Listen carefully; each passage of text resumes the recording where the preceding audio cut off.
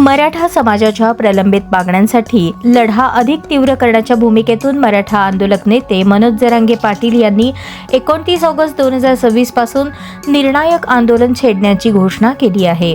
या आंदोलनात समाज बांधवांनी शांतता, शिस्त आणि एकजुटीने सहभागी व्हावे असे आवाहन त्यांनी केले। मराठा आरक्षणासह समाजाच्या विविध प्रलंबित मागण्यांवर सरकारने अद्याप ठोस निर्णय घेतलेला नसल्याचा आरोप करत आता आंदोलन निर्णायक टप्प्यात नेण्याचा निर्धार करण्यात आला।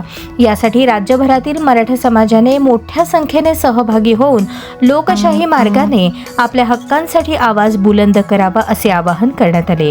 या आंदोलनाची घोषणा होताच राज्यातील मराठा समाजात पुन्हा एकदा हालचालींना वेग आला असून विविध भागात बैठका, जनजागृती आणि नियोजन सुरू झाले आहे। आंदोलनाच्या पार्श्वभूमीवर पुढील रणनीती आणि कार्यक्रमाची माहिती लवकरच जाहीर केली जाण्याची शक्यता आहे।